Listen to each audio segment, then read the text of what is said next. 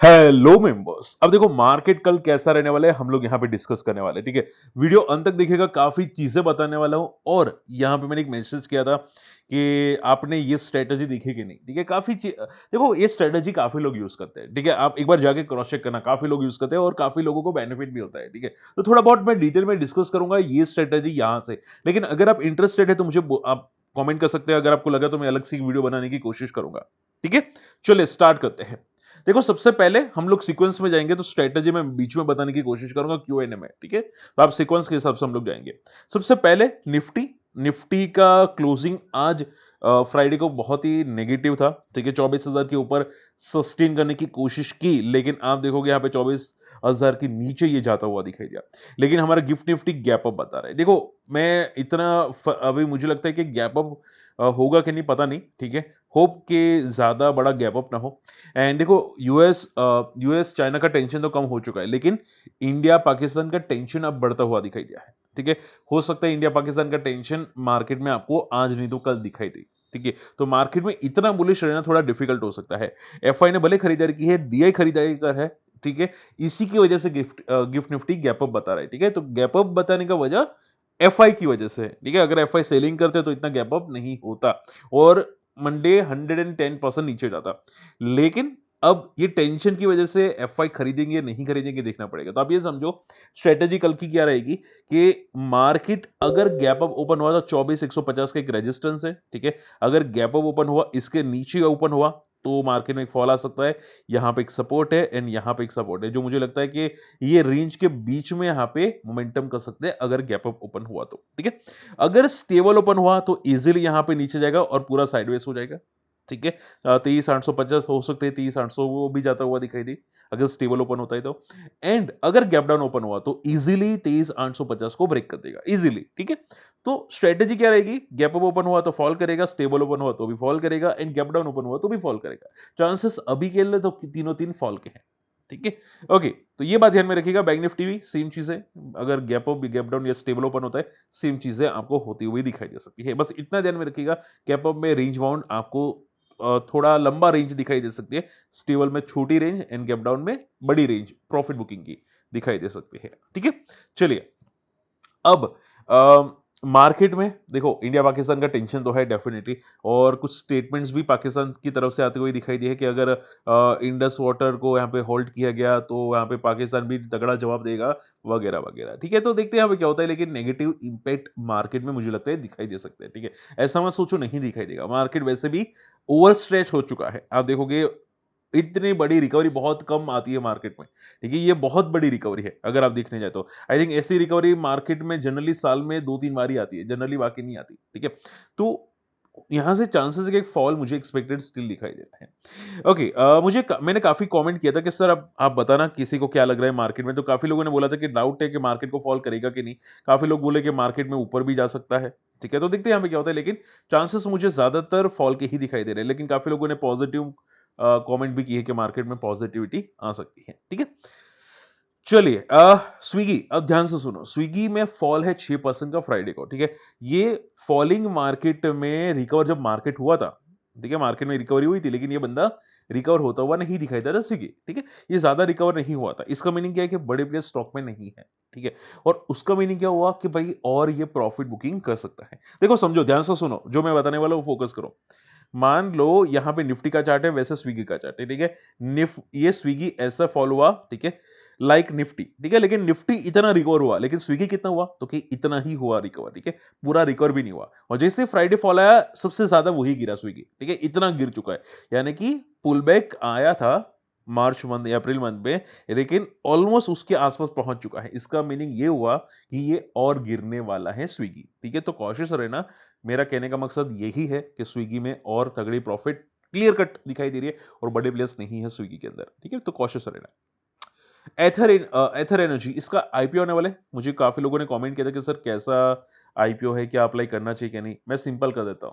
देखो मैं कंपनी का डिटेल पढ़ू के ना पढ़ू, मैं एक चीज तो जरूर फोकस करता हूं कि कंपनी का ग्रे मार्केट कितना है। एथर एनर्जी का ग्रे मार्केट, ठीक है, आप देखोगे 28 से 30 अप्रैल को है। ग्रे मार्केट है ही नहीं। ग्रे मार्केट यानी कि बंद भाव, ठीक है? कंपनी के बोलते हैं ना कि भाई आप प्रॉपर्टी लेने जाते हैं, उसके भाव कितने हैं, ठीक है? तो बिल्डिंग बनने से पहले एक भाव डिसाइड होता है कि भाई इतने भाव पे हम लोग प्रॉपर्टी बेचने वाला है, ठीक है? आप देखोगे उसमें जो ऑन दिया जाता है ना, एक्स्ट्रा भाव, एक्स्ट्रा पैसे दिए जाते हैं। हम गाड़ी लेने जाते हो, एक्स्ट्रा पैसे देते हो कि मुझे जल्दी चाहिए गाड़ी, 6 महीने बाद नहीं, ठीक है? तो वो एक्स्ट्रा आप देखोगे 2% का ही है, यानी कि गैप अप लिस्टिंग में आपको सिर्फ 2% मिल सकते हैं इन शॉर्ट में, ठीक है? ज़्यादा आपको लिस्टिंग गेन नहीं मिल सकता, तो भाई क्यों लेना? सिंपल बात है ना, तो क्यों लेना? इसको अगर लिस्टिंग इन मिलेंगी नहीं तो फिर क्यों लेना? और कंपनी लॉस मेकिंग है, एथर एनर्जी, ठीक है? लाइक ओला, और ओला तो पिटाई कर रहा है डेफिनिटली टोटली, तो फिर इसमें क्यों घुसने की कोशिश करना? तो ये क्लियर कट है कि भाई ये एथर एनर्जी का आईपीओ कोई पॉजिटिव आने वाला नहीं है, ठीक है? तो कॉशियस रहना, काफ़ी ब्रोकरेजेस और जो भी बोले आप लोग कॉशियस रहना, ठीक है? आखिरी 2 चीज़ बची है, फिर मैं स्ट्रैटेजी बता देता हूँ। तो एक है IDFC first bank, number serious note पे घटिया है। मैंने डिटेल चेकआउट किया था। प्रोविजंस काफ़ी हद तक बढ़ता हुआ दिखाई दिया इसका, ठीक है? आईडीएफसी फर्स्ट बैंक आप देख सकते हैं। नेट एनपीए भी आपको डिक्रीज़ होते हुए दिखाई दिया, लेकिन प्रोविजंस बढ़ने की वजह से इनका प्रॉफिट में डिक्लाइन हुआ है। और आप सोचो बैंक का इतना तगड़ा प्रॉफिट डिक्लाइन होना इज़ टोटली नेगेटिव, ठीक है? अगर आईडीएफसी आईसीआईसी बैंक के अच्छे रिजल्ट आने के बाद भी वो फॉल करता है फ्रॉम द टॉप, ठीक है? तो फिर ये क्यों नहीं करेगा? सिंपल बात है, ठीक है? तो चांसेस तो है कि फॉल करने के, लेकिन कॉशियस रहना। स्टॉक में मोमेंटम जो आई थी फ्रॉम द 50 टू 66, ये हो सकता है वापस गिरता हुआ आपको दिखाई दे, तो कॉशियस रहना। रिजल्ट तो घटिया है, 60% का प्रॉफिट में decline is very very worst. Sales में डिक्लाइन नहीं है, इसका मीनिंग ये हुआ कि भाई प्रोविजन में तगड़ा जंप आता हुआ दिखाई दिया, ठीक है? प्रोविजन यानी कि जो फ्यूचर में एनपीए बनेंगे, और एनपीए यानी कि जो लोग लोन नहीं दे पाएंगे, रिटर्न नहीं कर पाएंगे, ठीक है? बैंक लोन देती है ना, तो लोन रिटर्न नहीं कर पाएंगे, तो बैंक को लग रहा है कि भाई ये लोग लोन नहीं देने वाले हैं, रिटर्न नहीं करने वाले हैं, ये एन प्रोविजंस होता है, तो प्रोविजंस बढ़ते हुए दिखाई दिए, विच इज क्लियर साइंस के भाई बैंक में एसेट क्वालिटी वीक हो रही है, तो बंदा फॉल कर सकता है। Okay, last not the list, Mahindra and Mahindra, देखो इसने एसएमएल ईजू को बाय किया, एक्वायर किया 58% का स्टेक, ठीक है? फॉर 5,555 करोड़, ठीक है? To strengthen positions. अब देखो मैंने इसमें ये जो डील होती हुई दिखाई दी कि भाई ईजू को यहाँ पे बाय करता हुआ दिखाई दिया एमएनएम, ठीक है? मैंने मैंने एक्चुअली इसकी प्राइस मुझे नहीं मिली है कि भाई इसने कौन से प्राइस पे बाय किया है, ठीक है? इज़ू को, एसएमएल इज़ू को महिंद्रा एंड महिंद्रा ने कौन-सी प्राइस पे बाय किया है? आपको मिले तो मुझे कमेंट ज़रूर करना, ठीक है? लेकिन आप ये बात याद रखना कि अगर करंट प्राइस से कम की प्राइस हुई, ठीक है? एनी हाउ अभी 1700 पे आस-पास आपको दिखाई दे रहा है, अगर एनी हाउ कम की प्राइस पे हुआ, तो ये बंदा गिरेगा, ठीक है? एसएमएल इज़ू इज़ टोटली फॉल करेगा, ठीक है? तो कॉशियस रहना। हालाँकि महिंद्रा एंड महिंद्रा एक्वायर किया तो फ्यूचर लॉन्ग टर्म पॉजिटिव हो सकता है एसएमएल का, ठीक है? लेकिन अभी के लिए जो प्राइस पे एक्वायर किया है वो ध्यान में रखना है। मान लो कि भाई एसएमएल अभी 1700 पे, जस्ट एग्जांपल, ठीक है? और महिंद्रा एंड महिंद्रा ने बाय किया होगा 1000 पे, तो ये 1000 तक गिरेगा। मगर महिंद्रा एंड महिंद्रा 800 पे बाय किया होगा, तो एसएमएल इज़ू 800 तक गिरेगा। इन शॉर्ट में जो प्राइस पे बाय किया होगा वो प्राइस तक आपको एसएमएल इज़ू पहुंचता हुआ दिखाई दे सकता है। तो बस ये याद रखना और केयरफुल रहना। ठीक है? चलिए, फटाफट आप लोगों की मैं क्वेरीज लेना चाहूंगा, और उससे पहले मैं स्ट्रेटेजी बताना चाहूंगा। ध्यान से समझो। देखो स्ट्रेटेजी एग्जैक्टली है क्या, मैंने यहाँ पे कमेंट किया था और काफी लोगों को आई थिंक समझ में नहीं आता, क्योंकि मुझे इन्वेस्टर्स कम्युनिटी में भी कमेंट किया था। तो देखो आप सिंपल ये समझो, मैंने मैसेज ये किया था, और आप नेट पे देखो, अभी तो एआई है ना बहुत स्ट्रांग हो चुका है, ठीक है? और मैं ऐसा होता है एक वीडियो भी लाऊंगा जिसपे मैं जनरली एआई पे जो फॉलो करता हूँ ना, वो ग्रुक ग्रुक का है और डीप सीक का है। मैं अभी चैट जीपीटी को नहीं देखता, क्योंकि चैट जीपीटी इतना स्ट्रांग नहीं है जितना यहाँ पे डीप सीक या ग्रुक आपको दिखाई दे रहा है। आई थिंक मतलब जो भी नाम है इसका, ठीक है? जो ट्विटर का है ना, इलोन मस्क का, उनका है, ठीक है? तो शॉर्ट एंड सिंपल में ये काफी अच्छे डेटास प्रोवाइड करता है और काफी अच्छी स्ट्रेटेजीज बताता है, और लॉजिक्स भी काफी अच्छे बता रहे हैं। मैंने बैक टेस्टेड किया है, काफी अच्छी है, ठीक है? तो आप ये समझो एग्जैक्टली है क्या, कि मान लो कोई स्टॉक है, ठीक है? मैं एग्जांपल लेता हूं बजाज फाइनेंस का, ठीक है? आप यहां पे देख सकते हैं बजाज फाइनेंस। ये क्या बता रहा है कि अभी है 27 अप्रैल, ठीक है? एंड 29 मई को मैं यहां पे शॉर्ट स्ट्रैंगल लेता हूं, बजाज फाइनेंस के अंदर शॉर्ट स्ट्रैंगल लेता हूं, तो इसका मीनिंग ये हुआ कि अगर ये स्टॉक 7% के अंदर क्लोजिंग दी पूरे महीने के अंदर, ठीक है? तो भी मुझे 65,000 का प्रॉफिट होगा, अगर फॉल हुआ तो भी, ठीक है? और अगर ऊपर गया लेकिन 8% से कम ऊपर गया पूरे महीने, तो भी मुझे 65,000 का प्रॉफिट होगा। ठीक है? लेकिन अगर इससे ज़्यादा गया तो मेरा प्रॉफ़िट थोड़ा मतलब मैं लॉस में आता रहूँगा, लेकिन थोड़ा-थोड़ा लॉस में आता रहूँगा, ठीक है? तो मेरी प्रोबेबिलिटी ऑफ जीतने की कितनी है? तो कि 60% की प्रोबेबिलिटी है। ये स्ट्रैटेजी से मेरा इन्वेस्टमेंट कितना होगा? 1.82 लैक्स, ठीक है? यानी कि मैं अगर पौने 2 लाख लगाता हूँ और अगर ये स्टॉक रेंज में रहता है, तो मुझे 65,000 मिलेंगे 1 महीने में, ठीक है? क्योंकि एक्सपायरी 29 मई की है और अगर एक्सपायरी के दिन आपको पता है कि भाई कॉल एंड पुट ऑप्शन यहाँ पे ऑलमोस्ट ज़ीरो हो जाते हैं, जो आउट ऑफ द मनी है। ठीक है? इन द मनी यहाँ पे बढ़ जाते हैं, out of the money close हो जाते हैं। लेकिन आप देखोगे मुझे रेंज कितनी मिली बजाज फाइनेंस के अंदर तो कि 8% पॉजिटिव, 8% नेगेटिव, टोटल 16% की रेंज मिली। ठीक है? अब आपका क्वेश्चन आता है कि सर आपको क्या लगता है 16% ही मोमेंटम करेगा बजाज फाइनेंस? तो कि नहीं। ठीक है? आप देखो यहाँ पे इसको मैं बोलता हूँ स्टैंडर्ड डेविएशंस, ठीक है? जो मैंने मेंशन किया था यहाँ पे स्क्रीनशॉट के अंदर। स्टैंडर्ड डेविएशंस क्या बोलता है कि जनरली कोई स्टॉक की मोमेंटम 1 मंथ में आती है ना, वो generally maximum to maximum 3 standard deviations तक आती है। यानी कि 3 स्टैंडर्ड डेविएशन यानी कि क्या होता है कि भाई बजाज फाइनेंस का स्टैंडर्ड डेविएशन कितना है? 1 तो कि 4 4.5%, 2 है 9%, तो 3 कितना हुआ? अराउंड 13%, ठीक है? तो 1 महीने के अंदर मैक्सिमम टू मैक्सिमम जनरली 90% के केसेस में 13% स्टॉक मोमेंटम करता है, ठीक है? मैक्सिमम टू मैक्सिमम 13% मोमेंटम करता है और हम लोगों ने हेजिंग कितनी की है? 8% ऊपर, 8% नीचे, ठीक है? तो टोटल 16% की हम लोग एक तरीके से बोल सकते हैं हम लोगों ने हेजिंग की है। ठीक है? तो अगर आप प्रॉपर्ली हेजिंग करें तो आपको बढ़िया बेनिफिट मिल सकता है और आपको इसमें लो वॉलेटाइल स्टॉक देखने चाहिए जिसमें वॉलेटिलिटी कम है। तो आपको मोमेंटम कम मिलेगी तो प्रीमियम डीके का बेनिफिट होगा। ठीक है? प्रीमियम डीके का बेनिफिट होगा। तो मैंने ऐसे स्टॉक की लिस्ट निकाली है जो स्टॉक पूरे साल के अंदर पूरे महीने के अंदर 1 मंथ के अंदर बहुत ही कम मोमेंटम करते हैं। अगर कम मोमेंटम करते हैं तो आप हेजिंग में अच्छा प्रॉफिट कमा सकते हैं। ठीक है? तो मैंने यहाँ पे कुछ निकाला है आप देख सकते हैं। मैंने ड्राफ्ट पोर्टफोलियो में कुछ स्ट्रेटजी बैक टेस्टेड की सेव रखी है। आप देखोगे मैं मान लो यहाँ पे रख देता हूँ एचडीएफसी बैंक की, ठीक है? तो एचडीएफसी अगर बैंक में मैं क्लिक करता हूँ यहाँ पे, ठीक है? यहाँ पे एचडीएफसी बैंक में मैं क्लिक करता हूँ, तो आप देखोगे मैंने यहाँ पे एक हेजिंग की है, ठीक है? सेम टाइप की हेजिंग की है, ठीक है? तो आप देखोगे अगर एचडीएफसी बैंक अभी कहाँ पे 1911 पे है, ठीक है? अगर एचडीएफसी बैंक 100 पॉइंट नीचे जाता है, तो भी मैं प्रॉफिट में रहूँगा, अगर 100 पॉइंट ऊपर जाता है, तो भी मैं प्रॉफिट रहूँगा, यानी कि 10% का मेरी हेज है, ठीक है? 10% की हेज है, 62% प्रोबेबिलिटी है प्रॉफिट की। अगर मेरा इन्वेस्टमेंट 5 लाख का, तो 5 लाख में मुझे 81,000 का प्रॉफिट मिलेगा 1 महीने के अंदर अगर एचडीएफसी बैंक रेंज बाउंड रहता है, ठीक है? और इसमें 3 स्टैंडर्ड डेविएशन यानी कि कितना होता है? तो एप्रोक्सिमेटली 7.5% का मंथली मोमेंटम होता है, ठीक है? 1 महीने में maximum to maximum HDFC bank 7.5% momentum करता है और मैंने हेजिंग कितना किया है? एप्रोक्सिमेटली 10%, यानी कि मेरी प्रोबेबिलिटी जीतने की बहुत ज़्यादा है, ठीक है? और आप देखोगे मुझे 1 दिन के अंदर प्रॉफिट कितना मिल सकता है? 1 दिन के अंदर स्टॉक में थोड़ी-सी मोमेंटम आई तो 2,000 मिलेगा, ठीक है? और अगर नेक्स्ट डे को सेम लेवल पे ओपन हुआ तो 5,500 मिलेंगे। यानी कि अगर मैं सुबह 9 बजे पोजीशन लेता हूँ और नेक्स्ट डे को 9:30 बजे तक अगर स्टॉक रेंज में रहता है, तो मुझे करीब-करीब आप ये समझो 7,500 रुपए मिलेंगे। कितने? 7,500 रुपए मुझे 1 दिन में मिलेंगे, ठीक है? वैसे ही मैंने यहाँ पे 2-3 पोजीशंस हेजिंग की निकाली है, आप यहाँ पे देख सकते हैं, ठीक है? मैंने ड्राफ्ट पोर्टफोलियो बनाया है, आप देख सकते हैं यहाँ पे आईसीआईसीआई बैंक का है, टीसीएस का है। टीसीएस भी आप देखोगे 1 दिन में कितना मोमेंटम करेगा टीसीएस, ठीक है? मैं यहाँ पे इस पे क्लिक करता हूँ तो आप देखोगे 95,000 मुझे प्रॉफिट मिल सकता है। इसकी प्रोबेबिलिटी जीतने की 60% है और मेरा इन्वेस्टमेंट है 4 लाख का, ठीक है?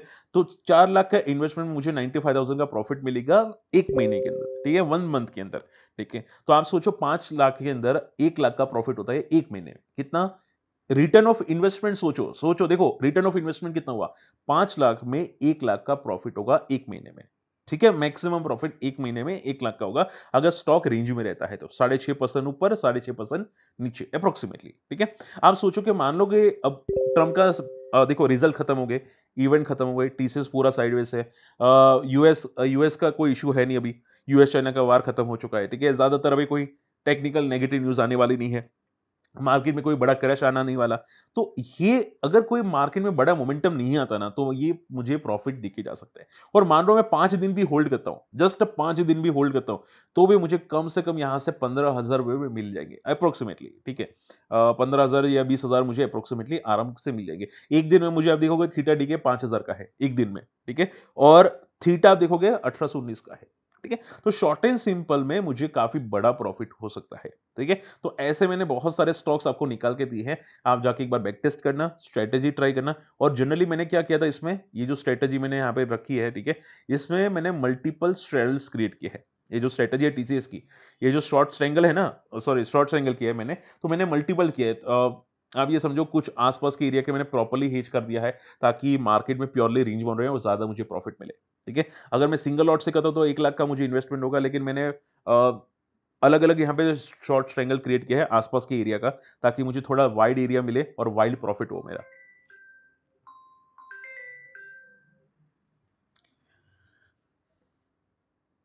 बात समझ में आई, ठीक है? तो ये शॉर्ट एंड सिंपल में अच्छी स्ट्रैटेजी है, आप अगर ट्राई करना चाहते हैं कर सकते हैं। मैं जैसे ट्राई करूँगा, मैं आपको यहाँ पे इसके रिजल्ट फॉरवर्ड कर दूँगा, आप पेपर टेस्ट भी डेफिनिटली करना चाहते हैं, कर सकते हैं।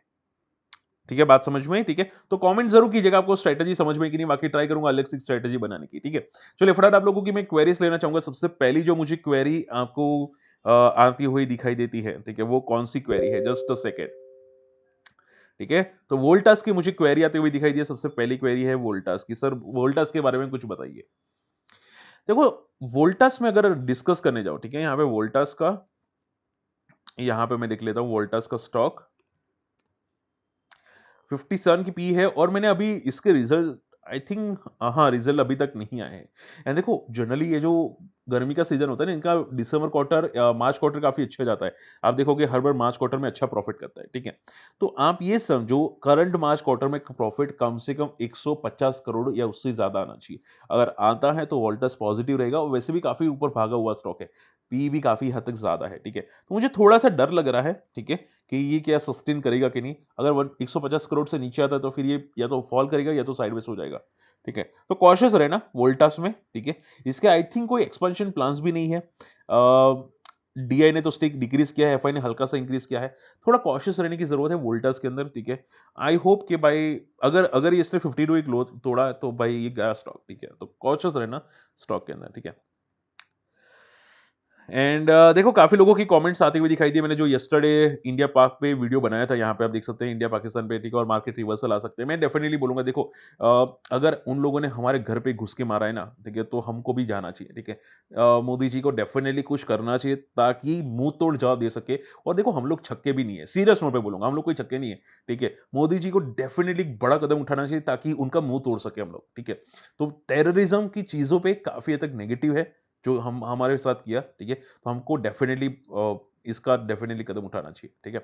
तो आई होप कि बस सब लोग साथ रहेंगे, ठीक है? और मार्केट देखो वॉलेटाइल होगा, उससे उसकी वजह से मार्केट वॉलेटाइल होगा, लेकिन देखो एटलीस्ट आप सोचो कि हम लोग आसानी से, आराम से बाहर घूम तो सके।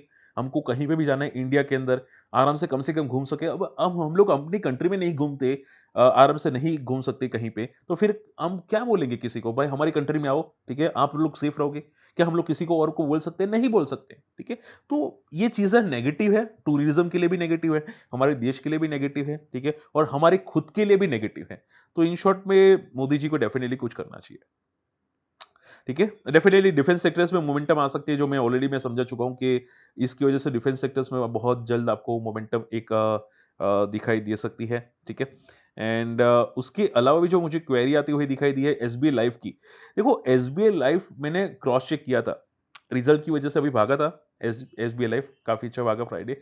लेकिन देखो ऐसे स्टॉक्स काफ़ी मोमेंटम कर चुके हैं, ठीक है? ये स्टॉक्स में जनरली आप देखोगे इनके मार्च क्वार्टर में अदर इनकम कहीं से आ ही जाती है, ठीक है? अदर इनकम आ जाती है, बाकी जनरली दम नहीं है कंपनी में, ठीक है? इंश्योरेंस कंपनीज़ ये सभी बहुत ही खराब कंपनीज़ होती है, ठीक है? ये जनरली प्रॉफिट नहीं करती, और मैंने देखा है, आप इसका लॉन्ग टर्म का चार्ट देखना, कोई ग्रोथ ही नहीं है कंपनी में, ठीक है? ना प्रॉफिट में ग्रोथ है, ना चार्ट में ग्रोथ है, कुछ भी नहीं है। एचडीएफसी लाइफ इंश्योरेंस सेम चीज़ें हैं। इससे बेटर में क्यों जाना, ठीक है? स्मॉल कैप, सर मुझे स्मॉल कैप अच्छा कोई बताइए, मुझे ऐसे कोई कमेंट आए थे, मैं यहाँ पे कमेंट लेना चाहूंगा। सर प्लीज दो बेस्ट स्मॉल कैप फंड बताइए। देखो मैं खुद यूज करता हूँ, मैं म्यूचुअल फंड डिस्ट्रीब्यूटर हूँ, तो मैं खुद यूज करता हूँ। अगर आपको व्यू 5 साल से ज्यादा है तो ट्राई करो, एक बंधन स्मॉल कैप फंड है, ठीक है? अगर उसमें बल्क में नहीं होता, आपको बल्क में डालना है, तो फिर Nippon small cap and quant small cap, तो ये तीन में से आप ट्राई करना चाहते कर सकते हैं, अच्छा है, ठीक है? ओके, तो ये तीन अच्छे हैं, आप डेफिनेटली फोकस कर सकते हैं। इसके अलावा लास्ट हो जाते सिल्चर टेक्नोलॉजीज, मुझे क्वेरी आती हुई दिखाई दी है। तो देखो मैं क्वेरी डेफिनेटली लेना चाहूंगा। ये क्वेरी मुझे वीडियो में ही पूछी थी किसी ने, आप देख सकते हैं यहाँ पे कमेंट्स में, कहाँ पे गई, जस्ट अ सेकंड, ठीक है? यहाँ पे किसी ने मुझे पूछा था, हाँ 17 घंटे पहले। सर इसके बारे में बताइए। देखो मैंने स्टॉक को क्रॉस चेक किया है, रिजल्ट बहुत तगड़े आ रहे हैं, बहुत टर्न अराउंड आ रहे हैं, इसका सीजे ग्रोथ बहुत स्ट्रांग है एंड चार्ट्स बहुत पॉजिटिव है स्टॉक का, बहुत बहुत चार्ट पॉजिटिव है। प्रॉब्लम एक ही है कि स्टॉक की मार्केट कैप छोटी है, ठीक है? लेकिन मुझे लगता है कि कंपनी सस्टेन करनी चाहिए। ये अगला डिक्सन बन सकता है, आप ये समझो, ठीक है? ये अगला डिक्सन बनने के दम पूरे के पूरे हैं स्टॉक में, इतना इतना स्ट्रांग है। बस वॉलेटाइल है, प्रॉब्लम सिर्फ यही है और सेक्टर भी बहुत अच्छा है। ये मेरा one of the hot favourite sector आप बोल सकते हैं, one of the hot favourite, ठीक है? नॉट बेस्ट लेकिन one of the hot favourite. तो ऐसे सेक्टर देखो बहुत अच्छे ग्रोइंग सेक्टर्स होते हैं, इलेक्ट्रिकल इक्विपमेंट्स, ठीक है? तो हाँ, रडार पे आप रख सकते हैं, स्टॉक अच्छा है, ठीक है? बस आप शॉर्ट टर्म का व्यू मत रखिएगा क्योंकि वॉलेटिलिटी बढ़ने वाली है, ठीक है? चलिए, होप आज का वीडियो पसंद आया, वीडियो शेयर कीजिएगा, चैनल सब्सक्राइब कीजिएगा और हमारे इन्वेस्टर्स कम्युनिटी ज्वाइन करने हमारे लिंक से अकाउंट ओपन जरूर कीजिएगा। मिलते हैं अगले वीडियो में, तब तक के लिए गुड बाय, जय हिंद।